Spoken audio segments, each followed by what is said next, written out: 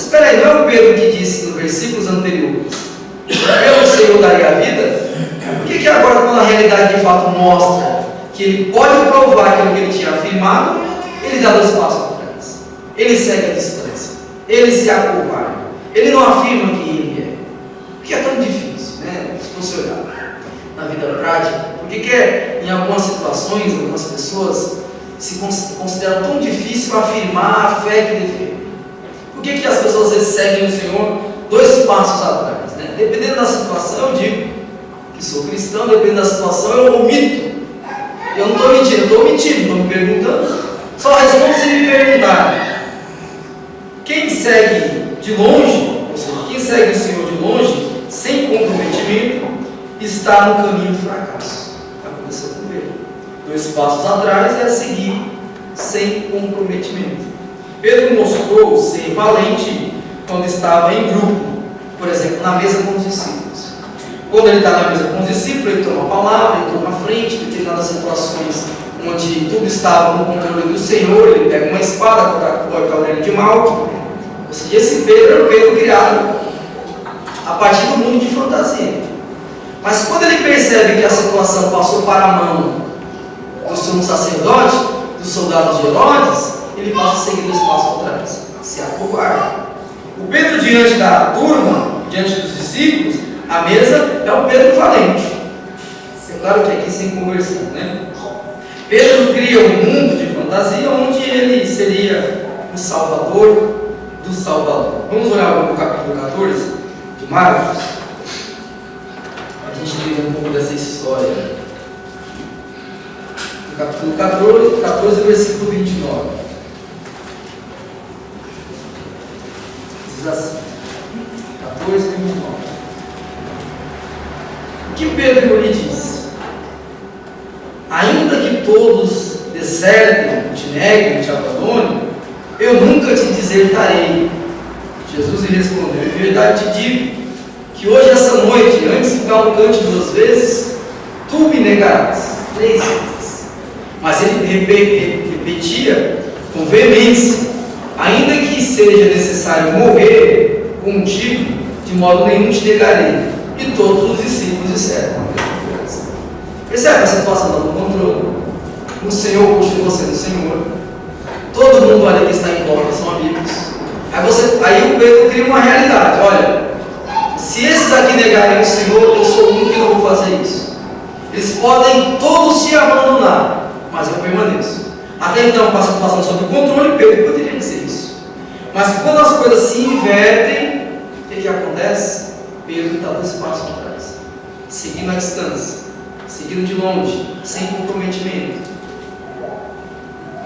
Olha só, por que devemos estar sempre prontos para encarar a realidade, não do nosso ponto de vista, mas de como ela é? Primeiro, para não tomarmos atitudes covardes, como, por exemplo, abandonar a fé quando a tristeza bater em nosso coração. Se não tivermos extremamente fundamentados no Senhor que nós acreditamos, a primeira tristeza que bater a porta, a gente tem a tendência a abandonar. É a mania de fazer comparação de que, se Deus está comigo, a minha vida tem que ser plenamente feliz, ausente de qualquer tipo de coisas ruins. E não é o contrário, no mundo tereis aflição, mas o incentivo é que tenhamos bom ânimo. Então, eu estou diante aqui de uma realidade que a gente precisa, de antemão, sabermos que ação tomar quando ela acontecer. Ou seja, abandonar a fé quando a tristeza bater na nossa porta e pensar.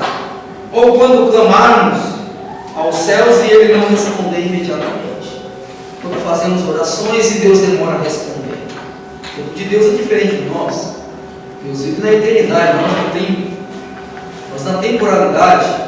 Então, às vezes, quando Deus nos responde, parece que foi tarde demais, mas sempre no momento exato. Para acreditarmos na palavra daquele que nos garante que sua vontade sempre será feita na terra, assim como ela é feita nos céus. Isso aqui é confiança, o cara está jogando todo mundo. Fé, se a gente fosse definir, fé é isso. Fé é confiar plenamente em Deus, mesmo que a situação diga o contrário. O que vai determinar se Deus está comigo ou não é a circunstância em minha volta, mas é o estado de espírito.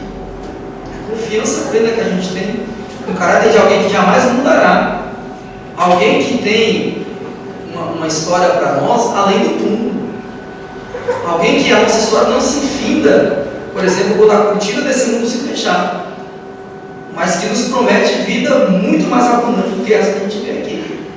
Então, confiança no caráter de alguém que não muda seria uma definição de uma fé madura. Não está preso à circunstância, porque por mais que o mundo esteja de cabeça para baixo, existe a confiança plena em alguém que, se ele quiser, ele pode interferir na história e mudar para sempre. A vontade dele sempre vai ser feita na terra, sempre vai ser feita nos céus. Confiança para não fazer críticas a Deus quando passarmos por privações difíceis. Sabe, às vezes apressadamente começamos a criticar Deus e a sua vontade por coisas que nós nem entendemos. Conta a história de um missionário, uma pessoa que o missionário recebeu de Deus o chamado de fazer missões em uma tribo. É verídico, dizem que é verídico essa história. Missões em tribos onde a aldeia era repleta de canibais. Ele não sabia que era, mas movido por aquele amor e pela confiança em Deus, foi fazer missões mesmo assim. Chegando lá na tribo, aí prenderam eles, canibais.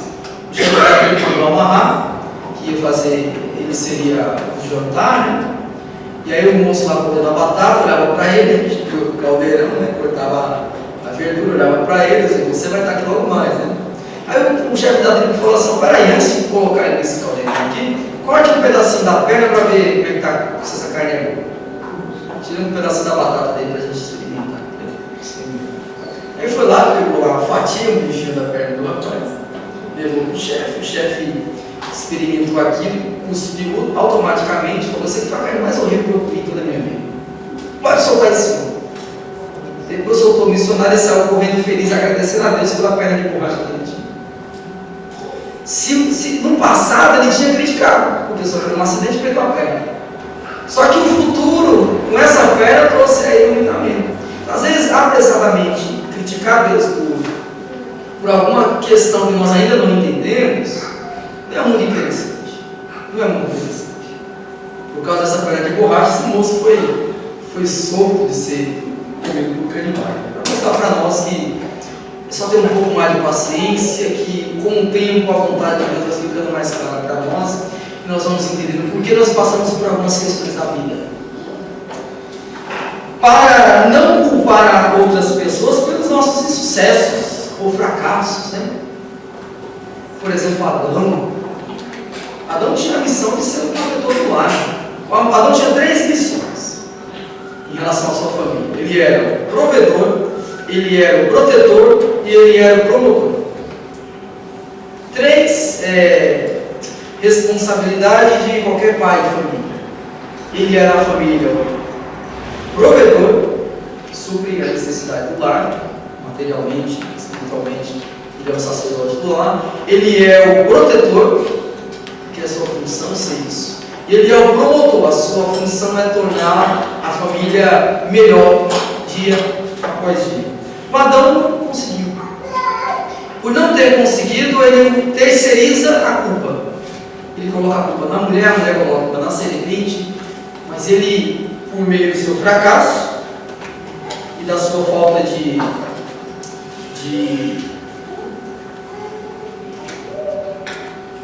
sucesso, ele terceiriza a sua culpa. Isso hoje a gente deve fazer, né? O comportamento de Pedro continua a mostrar quem ele era de verdade. Uma pessoa que não suportou o desafio da existência e acabou submetendo a uma ruim realidade. Uma pessoa que não conseguiu sustentar a sua palavra em meio aos questionamentos. Capítulo versículo 55 diz assim. Os principais sacerdotes, e todo, voltando ao texto de Lucas, né? Texto de Lucas 22, 55. Vai ficar mais claro para nós.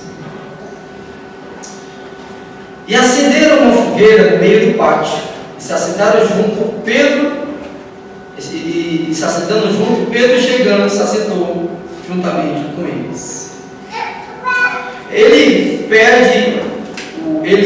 ele passa a encarar a vida como as outras pessoas encaram, utilizando-se das mesmas armas que essas pessoas se utilizam. Lembrando que 3 questionamentos foram feitos para ele. Ele usa a mesma artimanha de uma pessoa comum, sem Deus, para poder te livrar sua pele. Ele passa a encarar a vida como os outros encaram, utilizando-se das mesmas armas que as pessoas se utilizavam para serem bem-sucedidas. Esse caso aqui é mentira. Pedro passa a ter a mesma atitude que as outras pessoas. Ele perde os seus valores que ele tinha aprendido com o Senhor Jesus durante 3 anos e passou a mentir. Versículo 57. Mas Pedro negou, dizendo: mulher, eu não conheço. Ele se torna um cínico, um desentendido. Versículo 60. Mas Pedro respondeu: homem, não sei o que estás dizendo. Imediatamente o galo cantou, então se torna um cínico. Usa das mesmas armas, das mesmas artimanhas. É que o famoso salmo se quem puder. É um homem que em outra época faria diferente, como fez diferente. A gente sabe que a história de Pedro depois da conversão, ele se torna um homem tão extraordinário que morrer para ele não fazia nenhuma diferença. Mas ele, antes da conversão, ele teve aqui essas pequenas dificuldades. Ele passa a ser como os outros quando a pura realidade lhe chega. A palavra-chave é salve-se quem puder. Cadê aquele Pedro que disse: por amor a ti darei a minha vida? Circunstância nosso contrário. Não dá tempo como a gente prescrever como é que serão as nossas ações em determinadas circunstâncias. Mas o único olhar desmorona o castelo de mentiras construído por Pedro. 61. Imagina 61. Então o Senhor, virando-se, olhou para Pedro, e Pedro lembrou-se das palavras que o Senhor lhe havia falado: hoje, antes que o galo cante 3 vezes, me negará. Um olhar cria uma realidade, ele cria um castelo de areia, o Senhor um castelo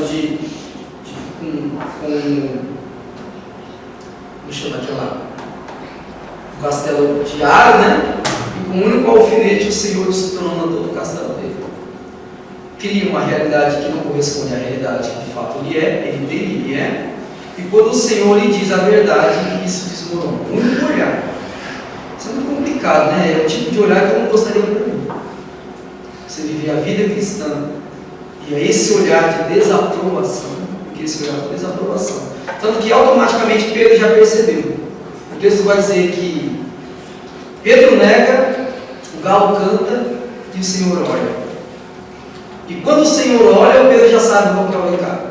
O texto vai dizer que ele sai chorando amargamente. Remorso, arrependimento.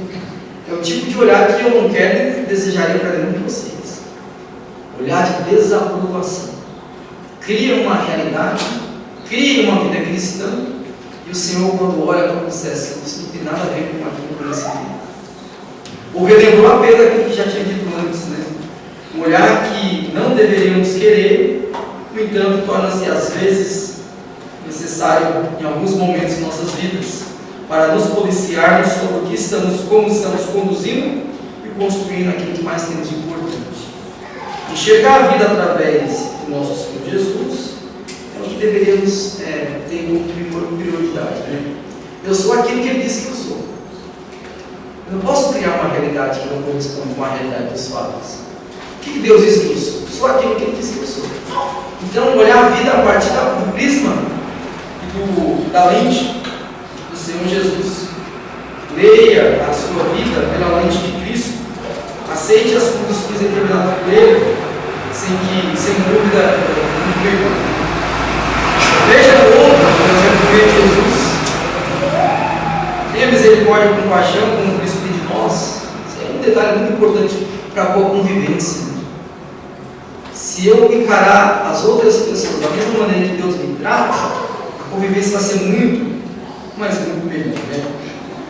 E aí eu finalizo com uma frase de certo autor que diz assim: nenhuma pedra permanece nas mãos daquele que enxerga o pecador através de Jesus. Nenhuma pedra permanece nas mãos daquele que enxerga qualquer pecador através de Jesus. Vamos lá. Meus queridos, nós agradecemos ao Senhor pelo privilégio de podermos refletir tua palavra diante dos nossos irmãos.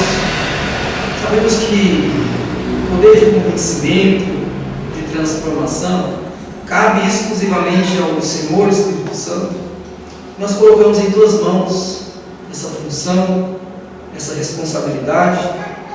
Que o Senhor venha falar ou continuar falando conosco, e no meio de tantas palavras ditas, o Senhor possa selecionar aquilo que de fato é bom para nós, aquilo que de fato nos admoesta, nos consola, nos conforta, aquilo que de fato vem do Senhor. Que o Senhor nos ajude, Deus, a ouvir tua voz no meio de um canto de tantas vozes, saber selecionar aquilo que o Senhor quer para nós e a definição que o Senhor tem de nós. Nos faz olhar a vida através do Senhor, nos faz a criar um cenário a partir daquilo que temos por certeza, daquilo que o Senhor tem a respeito de nós. Nos ajuda a se livrar dessa síndrome onde todo ser humano é capaz de praticar, que é criar um mundo, uma vida cristã que não corresponde à realidade que o Senhor quer para nós, que é criar uma vida cristã de fantasias, onde não diz respeito àquilo que o Senhor já tem estabelecido. Abre o nosso coração para ver a simplicidade das coisas e enxergar no Senhor as coisas simples, para que o teu nome possa ser glorificado. Em nome do Senhor Jesus. Amém.